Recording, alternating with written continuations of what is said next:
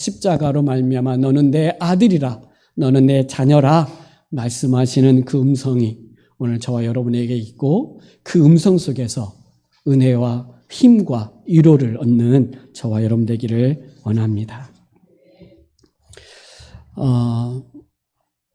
이스라엘 백성들이 지금 미스바에 모였습니다.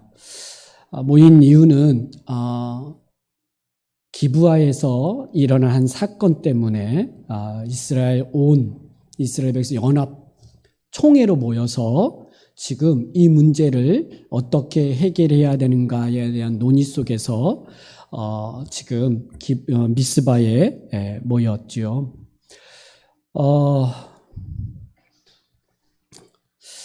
이스라엘 백성들이 모였을 때 이들은 40만 정도 되는 사람들이 모였습니다. 기브아에서 레위 사람의 첩을 그렇게 동성애뿐만 아니라 음행을 했던 그대의 악행이고, 그로 인하여 그 여인이 죽고 레위 사람이 그 여인의 시체를 12덩어리로 나누어서 각 지파에 보냄으로 그 원한, 이 억울함을 풀어달라고 레위 사람이 요청을 했기 때문에 그렇습니다. 이 이야기를 들었을 때 이스라엘 백성들은 모두가 흥분을 했어요. 어떻게 이런 일을 행할 수 있는가? 어떻게 이런 악행을 행할 수 있는가? 라고 그들은 분이 일어났고, 그 모두가 그 이야기를 듣자 한 사람도 자기 집으로 돌아가지 말고 우리 모두가 하나가 되어 이 문제를 해결하자. 그리고 그들은 기브아 사람들에게 가서 그 악행을 해갔던 사람들을 우리에게 내어주어 우리 이스라엘 진영 가운데에 이 악을 제거하게 해라 라고 요청을 하는데, 이 기브아 사람들과 베냐민 사람들이 그들의 말을, 그들의 요청을 듣지 않지요.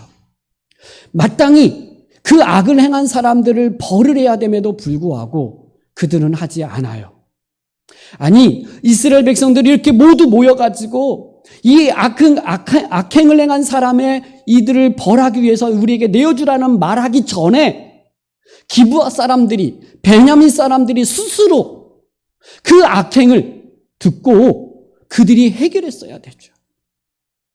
근데 그렇게 하지도 않았을 뿐더러 이스라엘 백성들이 다 모여서 이 악을 행한 사람들을 우리에게 내어줘라 이렇게 말하는데 거절을 해요.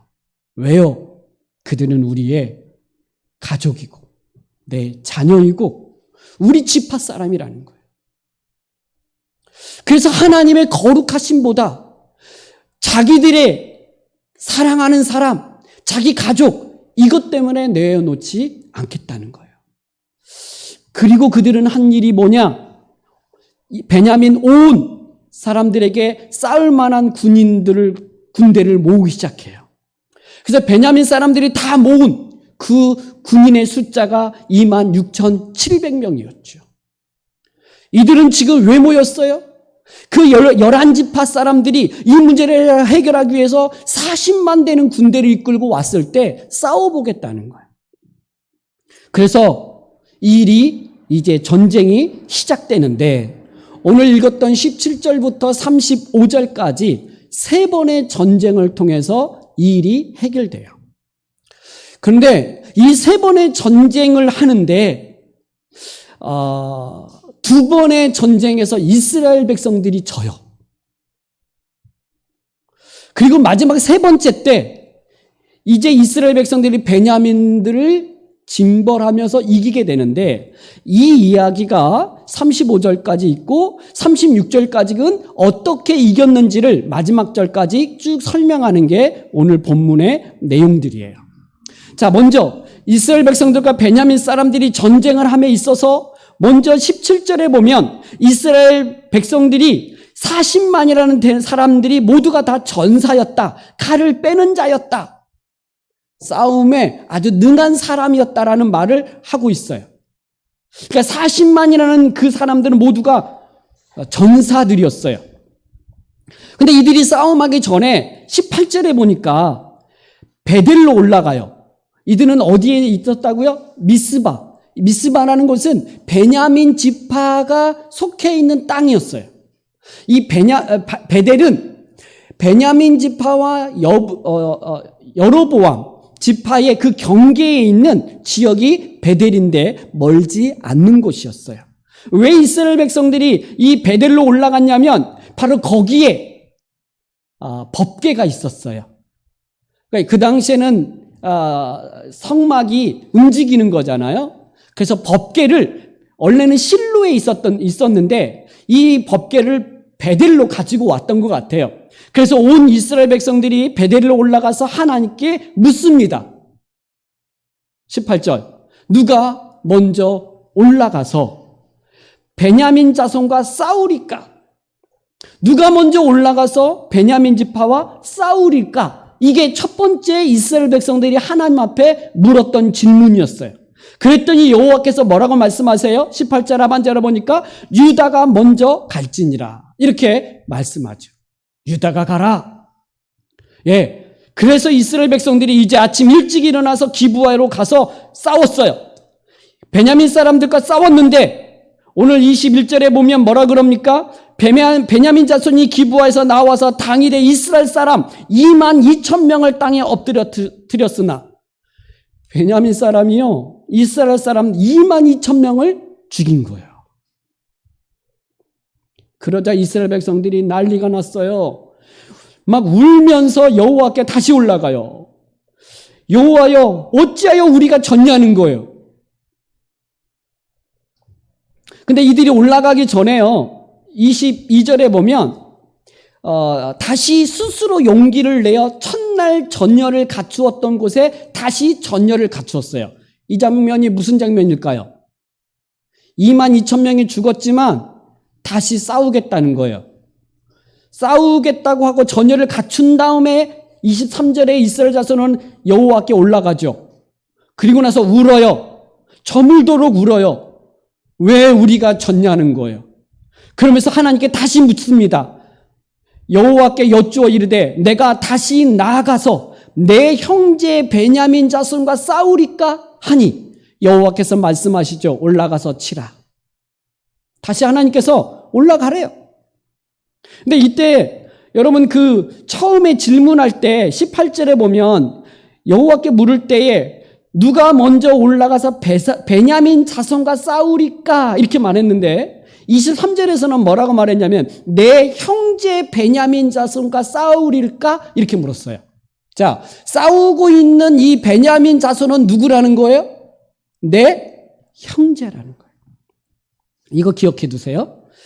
그리고 나서 이제 하나님께서 다시 올라가라 그랬더니 이튿날 그 다음 날이었어요. 이스라엘 자손이 다시 베냐민을 치려고 올라가죠. 그 기브아로 갔어요. 기브아에서도 베냐민 사람들이 또 다시 치려고 싸워요. 싸웠는데 25절 다시 이스라엘 자손 18,000명을 땅에 엎드렸으니 다 칼을 빼는 자였더라. 베냐민 사람이 두 번째 전쟁에서도 이겨버려요.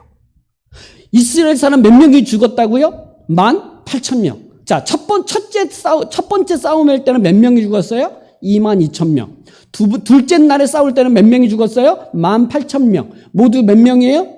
4만 명. 이 베냐민 사람들은 모두 군인들이 몇 명이었어요? 26,700명. 자, 이렇게 되자 이스라엘 백성들은 정말 26절에 보니까 온 이스라엘 백성이 다 모여요. 그래서 다 온 이스라엘 모든 백성이 베델로 올라가요. 그러면서 울면서 여호와 앞에서 막 난리가 나요. 저물도록 그냥 금식하면서 번제와 화목제를 드리며 여호와 앞에 엎드려요. 네. 왜 울겠어요? 아니, 하나님이 올라가라 그러잖아요. 그래서 올라가 싸웠어요. 근데 졌잖아요. 자, 여기서 또 이렇게 이제 하나님 앞에 올라가서 물었어요. 그러니까 이렇게 금식하면서 번제 예물을 드렸어요. 여기서 번제와 화목제를 여호와 앞에 드렸다라는 말은 무슨 말이냐면 회개했다는 말이에요. 사실 이스라엘은 40만이고 베냐민 지파는 작은 지파예요. 26,700명밖에 안 돼요. 근데 교만한 숫자로는 군사력으로는 게임이 안 되는 싸움이죠. 당연히 이길 줄 알았겠죠. 그래서 싸움을 2번 했는데 졌어요. 그리고 나서 여호와께 다시 엎드렸는데 그때의 27절, 28절에 생뚱맞게 어떤 이야기를 하나 하고 있어요. 바로 여호와께 물었는데 그때의 여호와의 언약궤가 거기 있고 어디? 베델에 있고 아론의 자손인 엘르아살의 아들 비느하스가 그 앞에 법궤를 모시고 섰더라. 이렇게 말하고 있어요. 자, 이때 제사장이 누구냐면 아론의 손자 엘르아살의 아들 비느하스. 민수기에 보면 이 비느하스가 한번 등장을 했어요. 암몬 사람들의 그 여인들과 간음을 할 때 이 비느하스의 열심으로 그를 죽임으로 말미암아 하나님의 진노에서 벗어나게 했던 사람이에요. 자, 비느하스가 살아있다는 이야기는 여호수아가 죽은 지 얼마 되지 않았다는 이야기고, 여호수아가 죽은 지 얼마 되지 않아서 이스라엘 온 백성들이 지금 뭘 했다는 거예요? 타락했다는 거예요. 여러분, 타락은요 너무 한순간에 무너져요. 이들이 이스라엘 백성이 무너졌음을 이야기하고 얼마 되지 않았다는 이야기예요. 그래 비느하스가 있었어요. 그리고 나서 이스라엘 백성들이 그 하나님께 다시 28절에 보면 세 번째 물어요. 자, 이때 물을 때는 좀 달라지죠. 이스라엘 자손들이 여쭈어 우리가 다시 나아가 내 형제 베냐민 자손과 싸우리까 말리까 하니 여호와께서 이르시되 올라가라. 내일은 내가 그를 내 손에 넘겨 주시리라 하시는지라. 자, 이 세 번째 질문은 뭐였어요? 아까 두 번째 질문은 다시 나아가서 내 형제와 싸울까요? 이렇게 물었어요. 세 번째는 다시 나아가 내 형제 베냐민 자손과 싸울까요? 말까요? 이렇게 물었어요. 사실 이제 전쟁을 앞두고 이스라엘 백성들은 당연히 하나님께 물어야죠. 예, 이것은 옳은 것 같아요. 그리고 기브아 사람들의 악행에 대해서 징계하는 것은 하나님의 뜻이죠. 기브아 사람들의 그 악행을 벌하는 것이 하나님의 뜻이고 이 뜻을 이스라엘 백성들도 당연히 그들을 벌하는 것이 맞다라고 옳은 거라고 생각하고 지금 이 싸움을 하고 있는 거예요. 근데 문제는 하나님 앞에 기도할 때 지금 이들이 뭐라고 물었냐면 첫 번째, 하나님, 누가 먼저 올라가서 베냐민과 싸울까요? 이거였어요.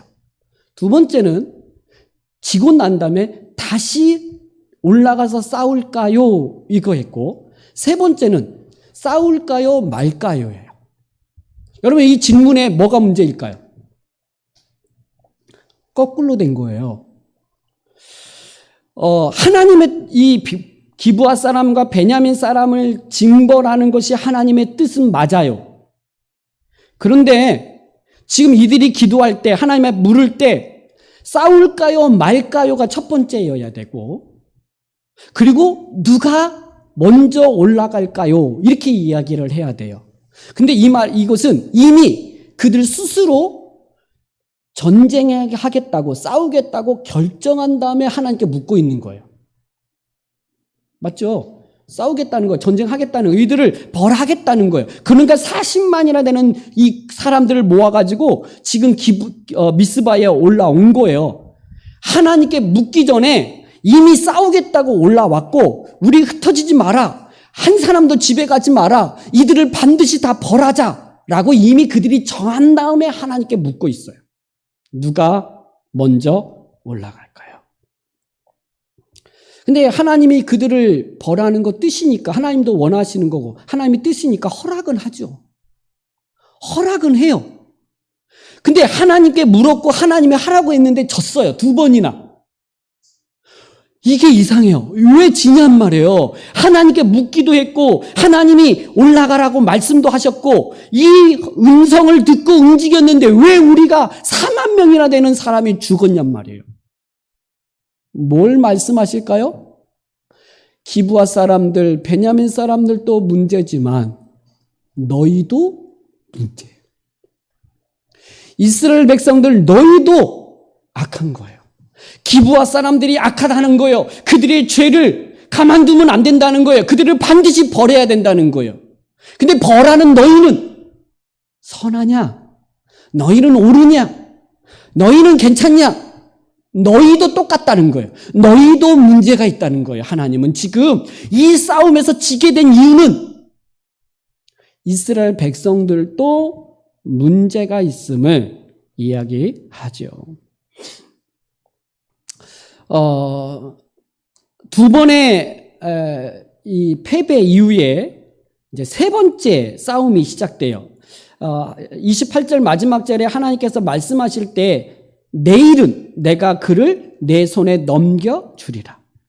여러분, 승리를 하나님이 허락하여야 이기는 거예요. 그것이 옳은 전쟁이라 하더라도 하나님의 승리에 확신이 있어야 돼요. 하나님의 뜻이라고 다 옳은 게 아니에요. 자, 다시. 하나님의 이 일이 옳은 일이라도 옳은 방법으로 행하지 않으면 그것이 이길 수가 없다라고 하는 거죠. 그래서 세 번째 전쟁에서 이스라엘 백성들은 조금 전쟁의 형태를 바꿔요. 40만이라는 이 군사력으로 2만 6천 명을 싸울 때는 정면전이었는데 29절부터 세 번째 전쟁을 매복을 해요. 여러분, 매복이라는 말은 약한 자는 강한 자를 상대할 때 쓰는 방식이에요. 그래서 매복을 하고 그리고 기브아로 싸우려고 나아가요. 그러자 기브아 사람들이 똑같이 첫 번째, 두 번째도 이겼으니까 세 번째도 싸우려고 나오죠. 그 나왔는데 이 이스라엘 백성들을 또 죽이기 시작하는 거예요. 31절에 보니까 30명가량을 죽이기 시작하니까 베냐민 사람들이 32절에 이렇게 말해요. 스스로 이르기를 이들이 처음과 같이 우리 앞에서 패한다 하나. 이스라엘 자손은 이르기를 우리가 도망하여 그들을 성읍에서 큰 길로 꿰어내자 하고. 그러니까 이 베냐민 사람들은 첫날, 둘째 날처럼 우리가 또 이기는구나 하고 이스라엘 백성을 추격해 가는 거죠. 그러면서 기브아 성읍에서 나와요. 그래서 이스라엘 사람들이 막 도망가니까 막 추적해서 가죠. 그때 매복했던 사람들이 뒷면을 치고 그리고 또 10,000명이나 되는 사람들을 기브아 성으로 들어가게 해요. 그래서 10,000명이 기브아 성으로 들어가서 기브아 성을 완전히 점령하고 불지르죠. 그 불 연기를 보고 도망가던 이스라엘 백성들이 뒤를 돌아서 이 기브아 사람들을 치기 시작해요. 그래서 뒤에서 매복했던 사람들과 도망가던 사람들이 함께 치고 싸우는데 베냐민 사람들이 뒤를 돌아서 성읍을 봤더니 자기 기브아 성읍이 불타 있는 거예요. 연기가 오르는 거예요. 그러자 자기들이 패한 줄을 알고 도망가기 시작해요. 광야로 막 도망가는데 이 도망가는 이 베냐민 사람들을 이스라엘 백성들이 계속해서 추격해요. 여러분, 계속 추격해가지고 이 베냐민 사람들을 다 진멸하려고 그래요. 자, 42절을 좀 읽겠습니다. 자, 42절. 자, 같이 읽겠습니다. 시작. 이스라엘 사람 앞에서 몸을 돌려 광야길로 향하였으나 군사가 급히 추격하며 각 성읍에서 나와 그를 뒤에서 진멸하니라. 그리고 44절에 보면 베냐민 중에서 엎드려진 자가 18,000명이니 다 용사더라. 그리고 45절 우리 같이 한 번 더 읽겠습니다. 45절 시작. 그들이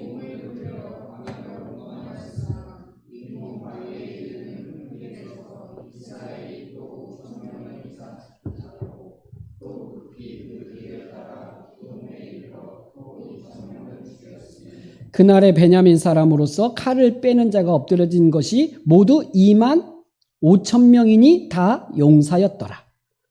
자, 이들이 막 광야로 도망가고 막 바위 틈으로 돕고 막 그러는데 이스라엘 사람들이요, 이들을요 계속 가서 추격해요. 그래가지고 이삭 줍듯이 죽였다고 말해요. 여러분, 이삭 줍듯이라는 말은 내가 곡식이 땅에 떨어지면요, 막 주워요. 다. 뭐냐면 하나도 남기지 않고 죽이겠다는 거예요. 걷어들이겠다는 거예요. 그러니까 지금 이삭 죽기 하다는 말은 베냐민 사람들을요, 완전히 그냥 씨를 말라서 진멸시키겠다는 거예요. 그래서 진멸시키겠다고 하면서 그렇게 이삭 죽기 하듯이 베냐민 사람들을 죽여가고, 그래서 2만 5천 명이 이제 죽었는데 47절에 보니까 베냐민 사람 몇 명이 남아요? 600명이 남아가지고 광야길로 도망가서 림몬 바이팀에 숨어서 4달을 지내요. 그러면 자, 이스라엘 백성들이 승리했잖아요. 그럼 이제 끝내야 되는데 이스라엘 사람들이 또 뭘 했냐면, 자, 48절. 자, 읽겠습니다. 시작.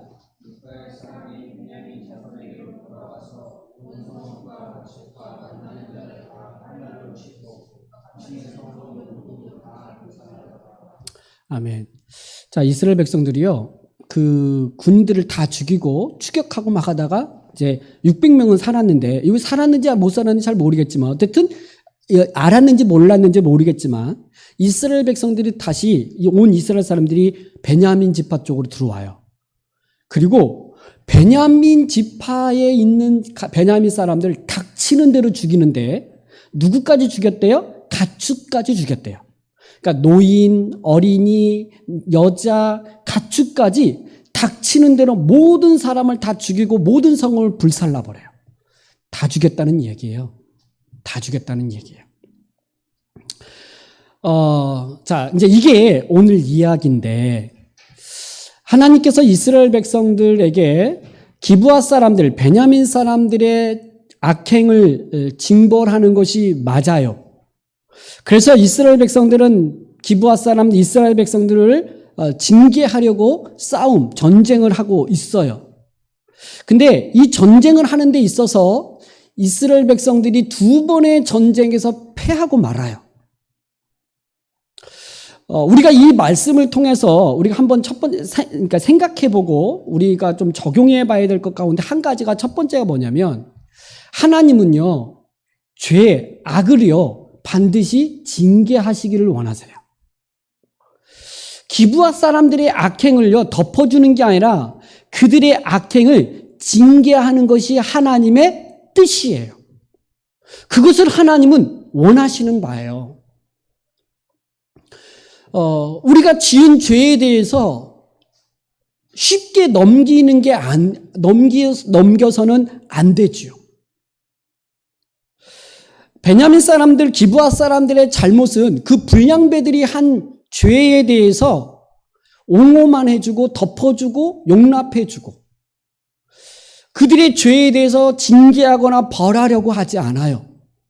그러므로 이스라엘 중에 악이 남아서 온 이스라엘을 타락하게 만드는 이 일들이 벌어졌는데, 이 기브아에서 일어난 이 일은 사실 이스라엘 전 지역에서 일어난 일이었어요.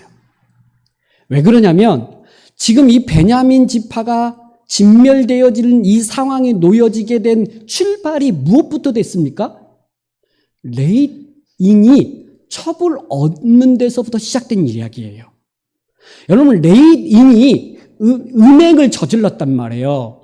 첩을 두었어요. 그 첩은 아내로서의 그 아내로서의 어떤 서로 역할을 하는 게 아니라 자기의 성적인 만족을 위해서 이 여인을 얻었던 거고, 그러고 나서 자기의 위험이 닥치자 그 아내를, 첩을 불량배들에게 내어줬던 그 레이 사람에서부터 시작되어진 이 엄청난 싸움이 일어났고 잔인함이 나타나게 되었죠.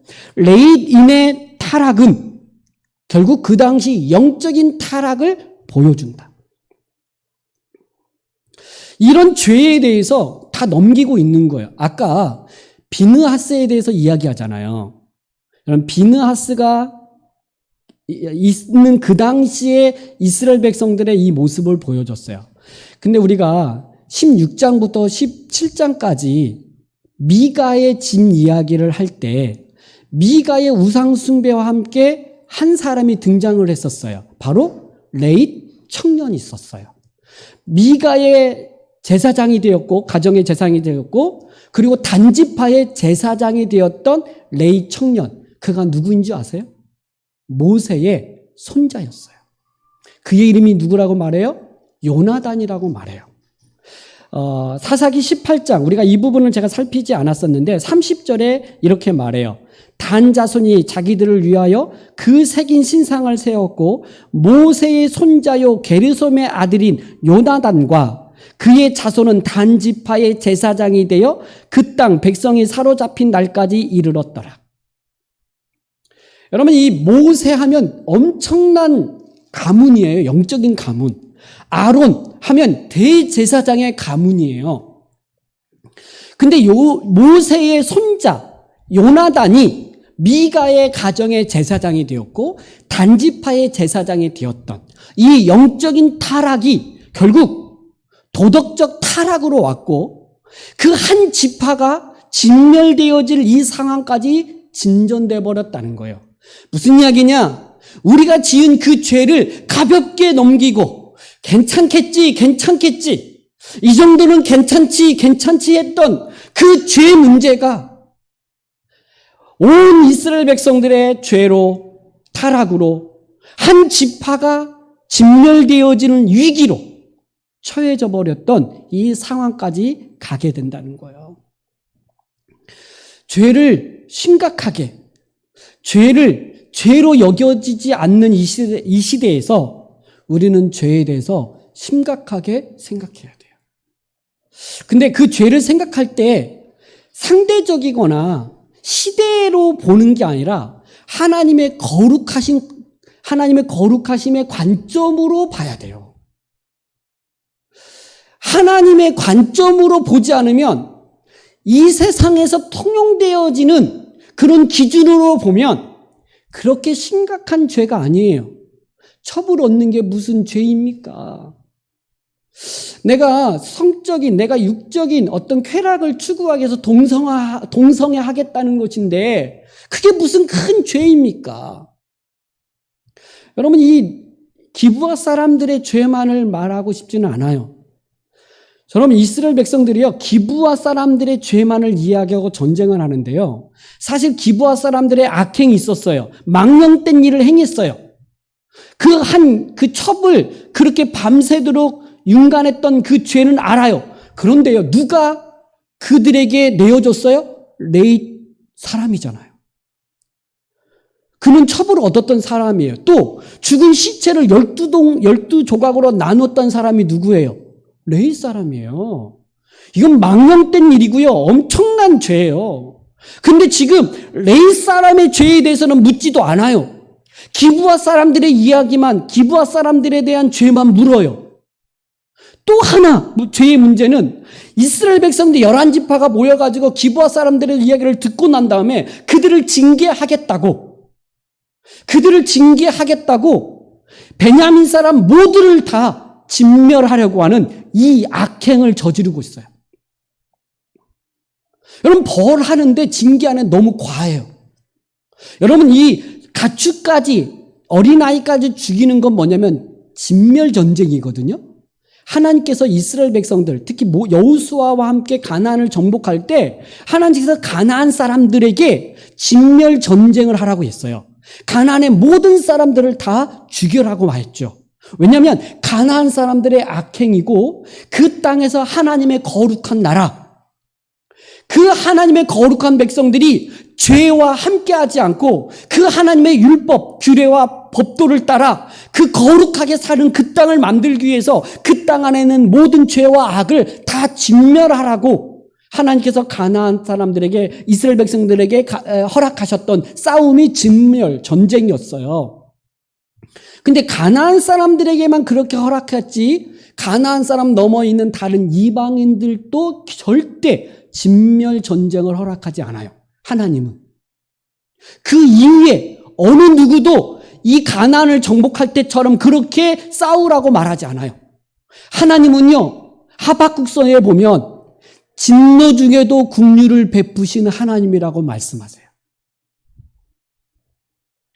근데 이스라엘 백성들이 지금 가나안을 정복한 다음에 가나안 사람들을 다 내어 쫓았냐? 안 쫓았죠.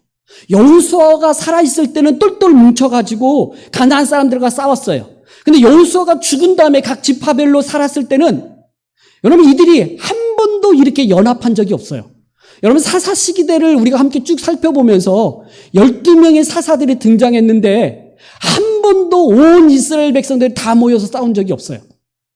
여러분 드보라가 사사일 때 싸울 때에 승리하고 난 다음에 사사기 5장에서 노래를 해요. 그 노래 속에서 그 함께 참여하지 않았던 사람들 지파에 대해서 원망의 이야기를 해요. 너희 그 길르앗 사람들은 왜 함께하지 않았냐?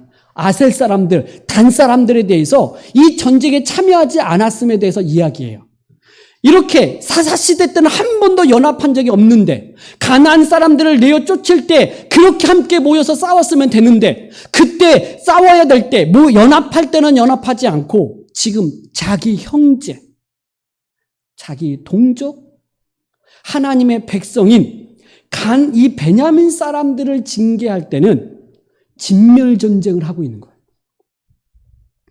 이들의 악함이 있어요. 하나님은요, 징계하라고 하시지만 지금 이스라엘 백성들은 자기들이 무슨 의롭고 자기들은 선하고 자기들은 아무 문제가 없는 것처럼 그래서 저 악한 사람들을 징계해야 된다, 버려야 된다라고 생각하면서 지금 베냐민 사람들을 징계하고 있어요.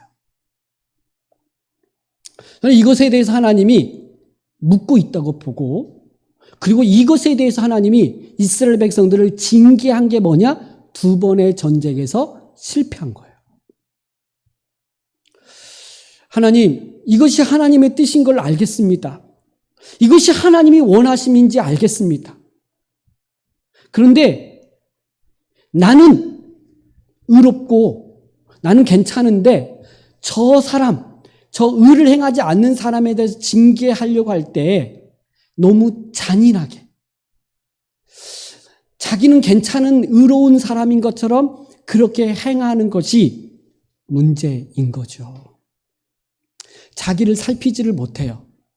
왜 이렇게 합니까? 사사기 주제인 그때에 이스라엘에 왕이 없으므로 자기 소견에 옳은 대로 행하니라. 자기는 보지 못하고요. 자기의 죄는 보지 못하고요. 상대방 다른 사람들의 죄에 대해서 계속해서 지적하고 그들을 징계하려고 하는 이스라엘 백성들의 모습을 보여주고 있고 이거에 대해서 하나님이 이스라엘 온 백성들에게도 하나님께서 징계하시고 있다. 이렇게 볼 수 있는 거죠. 자, 2번째는 저는 우리의 죄를 살펴보는 것 말고 저는 우리가 예수 그리스도를 믿어요. 아멘. 우리는 예수 그리스도를 믿을 때 우리를 구원하시는 은혜를 얻지요. 우리는 예수 그리스도의 그 십자가의 은혜를 구원을 받아 우리는 하나님을 예배하려고 하고 하나님의 뜻을 따라 순종하며 살고자 애쓰는 삶을 살아요. 그렇죠? 내 삶에서 하나님이 주인이 되고 하나님의 말씀대로 살아가려고 하는 몸부림을 치려고 하는 삶을 살아가는 게 우리예요.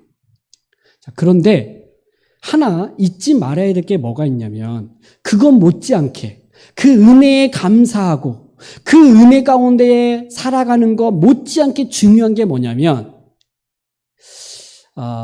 그리스도 안에서 한 몸 된 지체를 내가 한 몸으로 가족으로 여기며 살아가고 있는가에 대한 문제예요. 이스라엘 백성들이 11지파가 기브아 사람들, 베냐민 사람들을 징계한다고 하지만 그들은 누구냐면 내 형제라는 인식을 가져야 돼요. 내 형제라는 하나님의 백성이라고 하는 그 하나님이 주시는 복을 함께 누려야 될 사람이라는 것을 잊지 말아야 돼요. 한 몸이요, 한 가족으로 받아들여 살아가야 되는데 이 부분에 대해서 그냥 정죄만 하고 이들에 대해서 징계만 하려고 하는 모습. 뭐냐? 한 몸 한 가족으로 인정하지 않는 거예요. 이것이 또한 두 번째 우리가 묵상하고 적용해야 될 내용이다라고 말할 수 있어요. 스가랴서에 보면 1장 15절에 이런 말씀이 있어요. 나는 조금 노하였거늘 그들은 힘내어 고난을 더하였더라. 이 말이 무슨 말이냐면 나는 조금 노하였어요. 하나님은. 누구에게 한 말이냐면 바벨론 사람들에 대해서 하나님이 이렇게 말씀하신 거예요. 이스라엘 백성들이 악을 행하고 우상 숭배하고 죄를 범하니까 하나님께서 블레셋 사람을 통해서 이스라엘을 징계하셨어요. 그것은 이스라엘 백성들에 대한 하나님의 노하심, 진노가 있었어요. 그래서 블레셋을 통해서 이스라엘을 징계하려고 하는데 이 블레셋이 이스라엘을 아주 그냥 진멸하려고 그래요. 그래서 하나님께서 블레셋을 다시 치지요. 블레셋이 의로와서 블레셋이 괜찮아서 하나님의 백성 이스라엘을 치는 게 아니라는 거예요. 그들을 돌이켜서 다시 하나님의 거룩한 백성으로 하나님 중심으로 말씀 중심으로 회복하여 살도록 하기 위해서 그들을 깨닫게 하기 위해서 그렇게 하셨는데 아주 그냥 진멸하려고 하는 이 블레셋을 향하여 하나님께서 다시 블레셋을 진노하고 있는 거죠. 지금 11지파 이스라엘 백성들과 같은 거예요. 여러분, 하나님의 긍휼하심, 이 하나님의 마음 없이 이렇게 징계하는 것이 참 위험하다라고 생각이 들어요. 분명히 하나님의 거룩하심으로 그 하나님이 뜻이고 하나님이 원하시는 거라고 하더라도 우리가 나도 악한 자이고 나도 그리스도의 의가 아니면 하나님 앞에 설 수 없는 그런 존재라는 인식 속에서 우리가 하나님의 거룩함을, 하나님의 의를 행하려고 해야지 하나님의 의로우심이 아닌 자기의 의로움을 앞세워서 저런 악한 자들은 버려야 된다라고 말하면서 징계하는 것이 옳은가에 대한 생각을 해야 한다라고 하는 것이죠. 우리는 예배소에 보면 우리는 예수 그리스도로 말미암아 그 십자가로 말미암아 우리는 하나가 되었다라고 이야기해요. 한 몸이 되었다고 말하고 또 성령으로 말미암아 하나 된 것을 힘써 지키라고 이야기하시죠. 우리는 그리스도의 그 십자가로 말미암아 한 몸 한 가족, 성령으로 말미암아 하나 되어진 존재로 살아가야 된다. 이렇게 신약 시대에 살고 있는 우리에게 말씀하고 있어요. 그러니까 우리의 정체성이 예수 그리스도를 믿음으로 말미암아 구원 얻은 정체성도 있지만 그러나 또 하나의 정체성은 우리가 그리스도 안에서 한 몸 한 가족 되어진 정체성을 가지고 살아가야 된다라는 말이죠. 근데 우리가 이 첫 번째 구원 얻은 거에 대한 감사는 하는데 두 번째인 이 한 몸 된 한 가족 되어진 이 정체성에 대해서 관심이 없거나 받아들이지 않거나 그렇게 살지 아니하는 것은 이스라엘 백성들이 베냐민 지파를 아주 그냥 이방인처럼 진멸하려고 하는 이런 악행이다라고도 말할 수 있다는 거예요. 여러분은 어떻습니까? 여러분은 예수 그리스도를 믿음으로 말미암아 구원의 은혜가 있고 그 은혜 속에서 하나님을 예배하는 기쁨이 있고 하나님을 찬양하고 우리가 힘들 때마다 하나님 앞에 기도하면서 하나님의 응답하심과 그 하나님의 놀라운 그 치유하심의 은혜들을 경험하면서 살아가요. 이것이 정말 말로 다 할 수 없는 은혜이고 이것이 복이라고 생각해요. 근데 또 한 측면이 있어요. 우리는 한 몸이요, 한 가족으로서 우리가 함께 살아내야 되는데 그 가족됨으로써 한 몸됨으로써는 얼마나 우리가 그것에 힘쓰고 있는가. 이 힘쓰고 이 함께 살아내려고 하는 이 몸부림이 없다면 그래서 우리는 자꾸만 판단만 하고 정죄만 하고 뭐가 이것이 안 된다고 이것이 뭐 어렵다 그러고 이런 죄가 있다라고 하고 이렇게 간다면 결국 이스라엘 백성들이 행한 그 악행으로 가는 거 아니냐는 거예요. 하나님께서 올라가라, 쳐라, 그들을 징계해라. 예, 맞아요. 그래서 그 일을 하겠다고 하지만 뭐가 없어요? 긍휼하심이 없고 그들을 향한 형제 의식이 없어요. 말로는 그래요. 내 형제 베냐민 자손과 싸우리까? 내 형제 베냐민 지파와 싸울까요 말까요? 내 형제라는 말을 쓰면서 뭘 하고 있는 거예요? 진멸하고 있는 거예요. 이런 잔인함을 가지고 있는 거죠. 형제라고 말하고 한 몸이라고 말하고 한 가족이라고 말하면서 뭘 하고 있는 거예요? 이방인들처럼 대하고 있는 것. 이것이 오늘 우리의 이 악행이다라고 말할 수 있는 거죠. 여러분 히브리서 12장 14절에 보면 이렇게 말씀하세요. 모든 사람과 더불어 화평함과 거룩함으로 따르라. 이것이 없이는 아무도 주를 보지 못하리라. 모든 사람과 더불어 뭘 하라고요? 화평함과 거룩함으로 따르라는 거예요. 저는 이 화평이라고 하는 것은 우린 그리스도 안에서 아까 말한 한 몸된 한 가족됨, 하나됨 이걸 지키라는 거고, 거룩함은 뭐예요? 그 한 몸된 한 지체된 곳에 하나님의 임재하심, 그 하나님의 말씀 중심, 하나님 중심으로 살아가는 공동체로 가야 된다는 거예요. 이건 사람끼리 우리끼리 친하고 좋고 모여 있는 것만으로는 만족할 수 없어요. 하나님이 그곳에 임재하셔야 되고 그 하나님의 거룩함을 추구해야 되는 거죠. 그러기 위해서는 하나님의 말씀 중심으로 가야 되고 예수 그리스도 중심으로 교회가 서 있을 때 그 안에서 서로와의 교제와 사귐이 일어날 때 그 화평이 진정한 하나님으로부터 오는 화평이 되겠죠. 그리스도가 빠진 공동체는 있을 수 없어요. 그리스도와 함께 있다고 하면서 그 한 몸 된 공동체를 깨는 것도 있을 수 없는 거예요.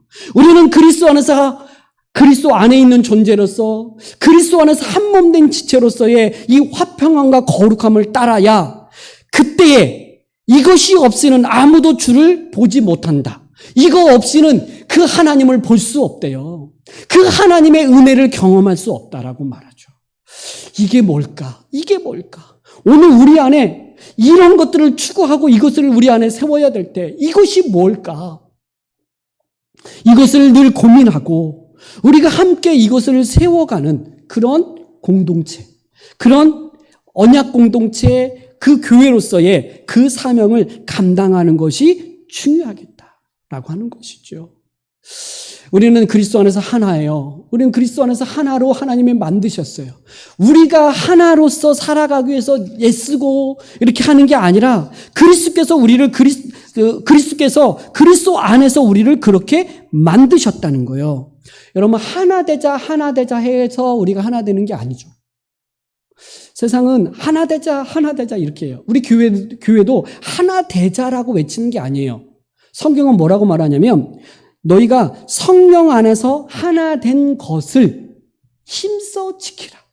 이렇게 말하죠. 우리가 하나를 이루는 게 아니라 예수 그리스도를 믿을 때 그분 안에서 이미 하나로 만들어졌다는 얘기예요. 그래서 우리가 그리스도 안에서 하나됨을 힘써 지켜내는 것, 깨지 않는 것, 나눠지지 않는 것, 함께 하나임을 인식하면서 품어주고 또 거룩한 공동체가 되기 위해서 죄가 우리 안에 있지 않도록 민감하게 반응하고, 그래서 어떤 사람이 죄를 분명한 죄, 여러분 죄를 지적한다 그래가지고 막 사소한 죄, 연약함 가운데 짓는 죄, 이거 말하는 게 아니에요. 성경에서 말하는 분명한 죄예요. 그 죄를 말하는 거예요. 우리 모두는 연약하고 허물이 많은 사람들이에요. 그 허물이 많고 연약함이 있기 때문에 우리를 공동체로 묶어놓은 거예요. 서로 책임져라.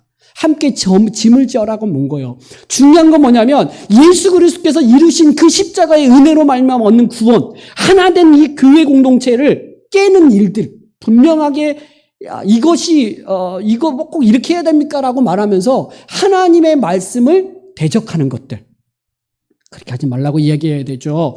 그래서 이미 예수님을 믿을 때 우리는 거룩한 공동체가 되었고 또 예수 그리스도 안에서 하나 된 자로서 살아갈 수 있는 능력과 은혜를 허락하신다.